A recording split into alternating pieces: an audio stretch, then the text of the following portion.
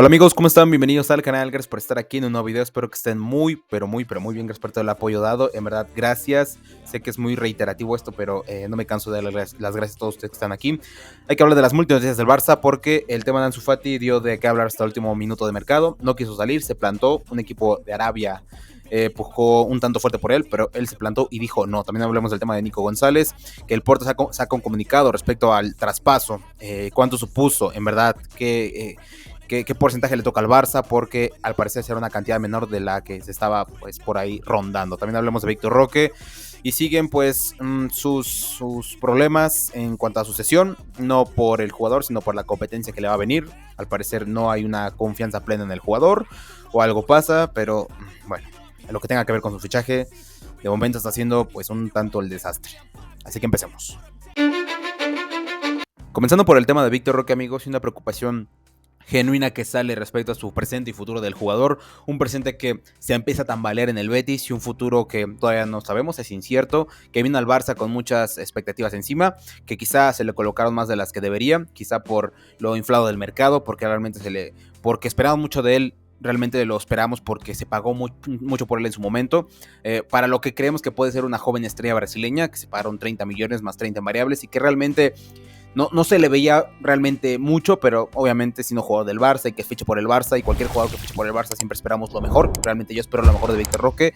No gozó de los minutos que quería en el Barça, muchas cosas se dijeron, que si no tenía que venir en el momento. El mismo Xavi había dicho que estaba un poco verde, un tanto joven y no tenía que venir en este momento al Barça, del Paranaense al Barça en ese momento, en ese mercado invernal de hace un año prácticamente, y que ahora está en el Betis, un Pellegrini que lo quería, que apuesta mucho por el jugador, pero en el último partido ya no ha apostado por él. Bueno, en el último partido contra el Athletic fue banca y solo entró en los últimos minutos, cosa de 29 partidos, o ha jugado 29 partidos con el Betis, 1600 minutos en sus espaldas, y una temporada que ha marcado 7 goles y ha repartido 2 asistencias, números no despreciables, no muy malos para un Víctor Roque que es titular indiscutible, o sea, es un titular habitual en el Betis, y que realmente no está cumpliendo de momento las expectativas. Las expectativas, sé que es muy joven, tiene mucho futuro, y ahora, pero es que ahora el problema es que por este rendimiento tan irregular o sin ser un 9 matón goleador, bueno, ahora le viene competencia, ojalá que esto le ayude, ¿no? Ojalá que no sea un problema, sino le ayude, porque el Betis acaba de fichar a este chico colombiano, Cucho Hernández, perdón, no es Chucho, Cucho Hernández, y que tiene 25 años y viene de la MLS, del Columbus Crew, más precisamente hablando del Columbus Crew, y ahora va a ser la competencia de Víctor Roque en la ofensiva. Entonces, en el último partido siendo banca, quizá para que un poco se pueda quitar la malaria de encima de no poder anotar y darle un toque de atención al jugador, ahora viene este jugador colombiano para hacerle competencia a nuestro chico Víctor Roque, que sigue siendo jugador del Barça, ¿no? Porque tiene contratos a 2030, me parece, está a préstamo, y realmente si no funciona en el Betis, ¿qué deparará para el futuro del jugador? Un próximo préstamo, bajar más el nivel, porque realmente del Barça al Betis es retroceder. ¿Y ahora qué será? ¿Retroceder aún más? Yo la verdad es que con el tema de Víctor Roque, su fichaje, el dinero que se movió por el jugador, pues bueno, es un asterisco que le sigo marcando al Barça respecto a lo que hace con sus fichajes, porque realmente pagar tanto por un jugador y que tus visores o tus scoutings te den buenas referencias del jugador, y que en este momento, que como dije el futuro es incierto y ojalá que triunfe, ojalá que venga al Barça y triunfe, pero de momento es un tanto preocupante. Víctor Roque le viene competencia, un toque de atención, no fue titular en el último partido y veremos a ver qué pasa con el jugador. Siguiendo con el tema de Ansu Fati, un jugador el cual no quiso salir del club, se plantó y dijo no. Hubo propuestas en el último minuto del mercado de pases del día de ayer que finalizó y tampoco quiso. Hubo varios equipos interesados como el Fenerbahce, de Mourinho, que lo quería para reforzar su delantera. El Besiktas también mostró interés. Equipos de la liga como el Sevilla también lo querían. De último momento, en los últimos días, el mismo Ajax había preguntado por la situación del jugador y lo quería. Y estaban dispuestos a hacer ahí un tipo de negociación, pero el jugador dijo no. Y de último momento, el día de ayer, como mencioné, en el último día de pases, hubo un equipo de Arabia, el Al-Shabaab, espero pronunciarlo bien, que puso encima de la mesa 10 millones en traspaso más 5 en objetivos para poder llevarse al jugador. Y bueno, ya sabemos lo que pasó. Ansu Fati sigue en el Barça y rechazó la propuesta.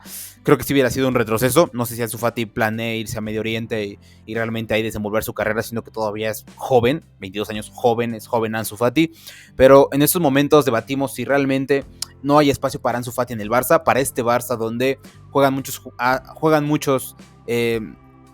jugadores suene bien, muchos jugadores, juegan muchos jugadores, y realmente Ferran Torres es un jugador que está por encima de Ansu Fati. Creo que en su mejor momento le da varias vueltas a Ansu Fati a cualquier versión de Ferran Torres, de 18 años me refiero, a Ansu Fati de 18 años, y que en este momento un Ferran Torres que sí le echa ganas, es muy trabajador, corre, y quizá en los entrenamientos ve mejor, o lo ve mejor, en mejor sintonía Hansi Flick a Ferran Torres, y por eso mismo no quiere usar al mismo Ansu Fati.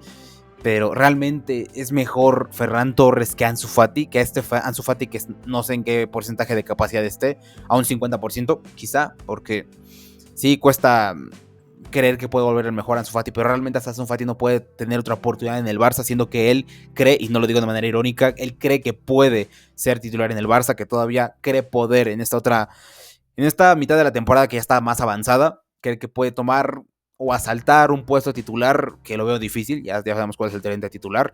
Así que el tema de Ansu Fati cerrado, se queda en el Barça hasta final de temporada, ya se verá en su momento. Ya sabemos que el Barça respetó su decisión de que se quedara, si se quedaba bien, y si no también, o sea, cualquier decisión que tomara estaba en manos del jugador, y al final de temporada se tomará una decisión de ver qué pasa con él. Entonces, un equipo de último minuto, un equipo de Arabia, vino por el jugador, y Ansu Fati dijo que no. Y ya para finalizar, amigos, hablemos de Nico González, la situación del jugador que pasó del Barça al Oporto, y del Porto a el City de Guardiola, que lo compró por 60 millones de euros en este último mercado de pases que finalizó el día de ayer, y por lo cual el Barça recibiría una ganancia, una tajada, que llamaban tajada algunos, respecto a ese fichaje, que no será así. Se hablaba de 23 millones de euros más o menos, la cantidad que se estaba manejando, que se estaba por ahí vislumbrando, pero realmente no va a ser así, amigos. El Barça va a recibir la mitad, únicamente la mitad. ¿Y por qué va a ser esto? Bueno, por algunas jugadas que hizo el Porto, muy inteligentemente, amigos. Vamos con este comunicado que lanzó el mismo Porto para explicar la situación de cuánto realmente le va a tocar al Barça de esta venta de Nico González al City. Démosle paso a leer este comunicado del Porto, que explica la situación de Nico González y su traspaso al Manchester City, realmente cuánto le toca al Barça. Esto el Barça ya lo sabía, nada más que es un comunicado para nosotros, realmente cuánto es lo que le toca al Barça. Dice lo siguiente: el Porto también informa que ha ejercido anticipadamente la opción de compra al FC Barcelona del 20% de la plusvalía en el traspaso del jugador, por un valor de 3 millones de euros. Conservando el FC Barcelona tiene un derecho de tan solo el 20% de la plusvalía del traspaso de Nico González, anulando además la opción de recompra que tenía el FC Barcelona sobre el jugador por un valor de 30 millones de euros, ejercitable hasta el 30 de junio de 2025. A grosso modo, amigos, y dándome a entender, o lo que yo puedo llegar a entender de esta situación, es que el Barça, primero que vendió a Nico por 8 millones de euros. 8 millones de euros con una opción de compra que se guardaba el club, y que eso era una plusvalía que realmente cuando lo vendiera el Porto, el Barça recibiría cerca de 20 millones de euros, que es lo que circulaba por ahí, pero realmente no es así, porque el Porto se anticipó a todo esto, como dice aquí en el comunicado, y compró ese 20% que tenía el Barça por 3 millones de euros. Entonces eso ya no repercute en una futura venta. Al Barça solamente le quedó esa plusvalía del 20% de la compra. O sea, de la compra total del jugador, que son de 60 millones de euros, al Barça solamente le van a tocar 10 millones de euros. Y 3 más 10 son 13 millones de euros. Pero como el Barça lo había vendido antes por 8.5 millones, o sea que eso da la cantidad de 21 millones de euros que se lleva el Barça por esta venta total de Nico González, ya zafándose, ya quitándose, no de encima, sino que ya no tiene ninguna opción por Nico, ya no tiene absolutamente nada que ver con Nico González, y solamente se quedó con ese 20% de la futura venta. Ya no tenía ese 20% extra de una recompra que tenía el Barça, que se guardaba para en el futuro poder llegar a comprarlo. No, el Porto dijo: dámelo por completo y te doy el 20% de la plusvalía en el futuro cuando lo venda, si es que lo llego a vender, y si no, pues realmente ya te hice un paro con esos 3 millones de euros por la que te lo compro casi en su totalidad. O sea, es lo que yo entiendo, amigos, espero haberme dado a entender.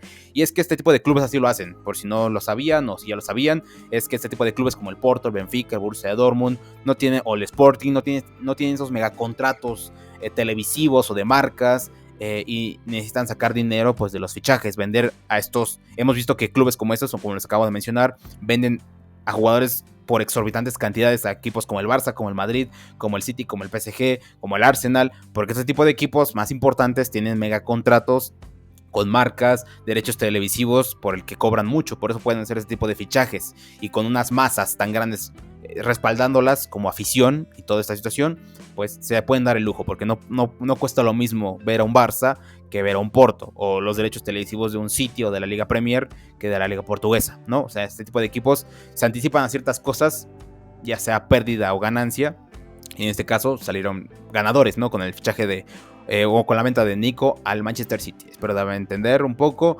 Y pues bueno, fue una buena jugada del Porto hacerlo así. Y bueno, realmente esto ya el Barça lo sabía, pero nosotros no. Y al fin sale la explicación de más o menos lo que pasó. Y sin más, déjame en la caja de comentarios tu opinión acerca de esos temas. ¿Qué opinas? Déjame tu comentario, me interesa mucho leerte. Déjame tu buen like si te ha gustado el video. Si te ha gustado aún más, puedes suscribirte al canal, es totalmente gratis y me darías un montón, no tienes nada de cuánto. Y nos vemos, como siempre, en la próxima.